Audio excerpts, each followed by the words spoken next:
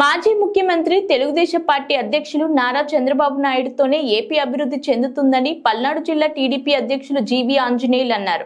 వినుకొండ నియోజకవర్గంలోని బొల్లపల్లి మండలంలోని రెడ్డిపాలెం గ్రామంకు చెందిన 15 వైఎస్ఆర్సీపీ కుటుంబాలు జీవి ఆంజనేయులు గారి సమక్షంలో పార్టీలో చేరారు. ఈ సందర్భంగా వారికి జీవి ఆంజనేయులు టీడీపీ కండువ కప్పి పార్టీలోకి ఆహ్వానించారు. అనంతరం ఆయన మాట్లాడుతూ వైఎస్ఆర్సీపీ పాలనతో విసిగిపోయి టీడీపీలోకి వలసలు మొదలయ్యాయని తెలిపారు.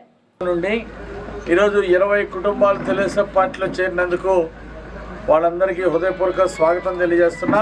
వైఎస్ఆర్ పార్టీ నుండి తెలుగుదేశం పార్టీలో చేరినందుకు హృదయపూర్వక అభినందనలు తెలియజేస్తున్నాను. ప్రత్యేకించి ఉల్లిగడ్డల జోజీ గారు వాళ్ళ కుటుంబ సభ్యులు పార్టీలో చేరినందుకు అభినందనలు. అలాగే కాండ్రకుంట మరియన్న వారి కుటుంబ సభ్యులు వాళ్ళ బంధువులందరూ పార్టీలో చేరినందుకు అభినందనలు తెలియజేస్తున్నా.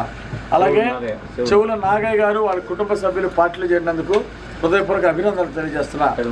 అలాగే పెదమరి అన్న వారి కుటుంబ సభ్యులందరూ పార్టీలో చేరినందుకు హృదయపూర్వక అభినందనలు. అలాగే కండ్రకుంట సౌరి గారు, అలాగే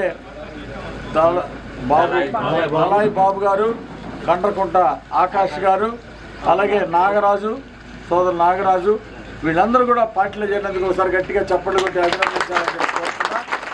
ఖచ్చితంగా ఈరోజు వీళ్ళందరూ పార్టీలో చేరటం వల్ల ఇక్కడ గ్రామంలో తెలుగుదేశం పార్టీ ఇంకా బలోపేతమైంది. గతంలో నేను తెలుగుదేశం పార్టీలో ఎమ్మెల్యేగా ఉన్నప్పుడు చంద్రబాబు గారి దగ్గర నిధులు తీసుకొచ్చి చాలా బజార్లు మొత్తం సిమెంట్ రోడ్డు వేయడం జరిగింది. గ్రామానికి అభివృద్ధి చేశాను. ఈసారి మరి గత 5 సంవత్సరాల నుండి బొల్లా బ్రహ్మనాయుడు ఒక చిన్న రోడ్డు కూడా వేయలేదు, ఒక సైడ్ కాలువ కట్టలేదని ప్రజలందరూ చాలా ఆవేదన పడుతున్నారు. ఖచ్చితంగా రేపు వచ్చేది తెలుగుదేశం జనసేన బీజేపీ ప్రభుత్వం అధికారంలోకి రాబోతా ఉంది. ఆంధ్రప్రదేశ్లో చంద్రబాబు గారు ముఖ్యమంత్రి కాబోతున్నారు. కాబట్టి ఖచ్చితంగా ఈ రెడ్డిపాలెం గ్రామానికి ఒక హిందూ శ్మశానం లేదు అని హిందూ శ్మశానం అడిగారు, చేపిస్తాము. అట్లాగే ఇక్కడ ఎక్కడైతే సిమెంట్ రోడ్లు లేవో అక్కడ సిమెంట్ రోడ్లు పూర్తి చేస్తాం. అలాగే సీసీ డ్రైన్స్ లేవు, సైడ్ కాలువలు లేవు. 5 సంవత్సరాల నుండి బొల్లా బ్రహ్మనాయుడు ఒక సైడ్ కాలువ కూడా కట్టలేకపోయాడు. కాబట్టి ఈసారి గ్రామం అంతా ఎస్టీ సప్లాన్లో నిధులు తీసుకొచ్చి సీసీ డ్రైన్లు, సీసీ రోడ్లు పూర్తి చేస్తాం. భవిష్యత్తులో ఇక్కడ ఒక మంచి కళ్యాణ మండపం కూడా కట్టి ప్రజల రుణం తీర్చుకుంటానని తెలియజేస్తున్నాం. అలాగే పల్నాడు వాటర్ గిడ్డు తీసుకొచ్చి ఇంటింటికి ట్యాప్ వేసి మంచినీళ్ళు ఇస్తాం. ప్రతిరోజు మంచినీళ్ళు ఇస్తామని కూడా ఈ సందర్భంగా మాటిస్తున్నా. ఒరగపుడిసెల ప్రాజెక్టు కోసం 70 సంవత్సరాలు ఎదురు చూస్తున్నారు.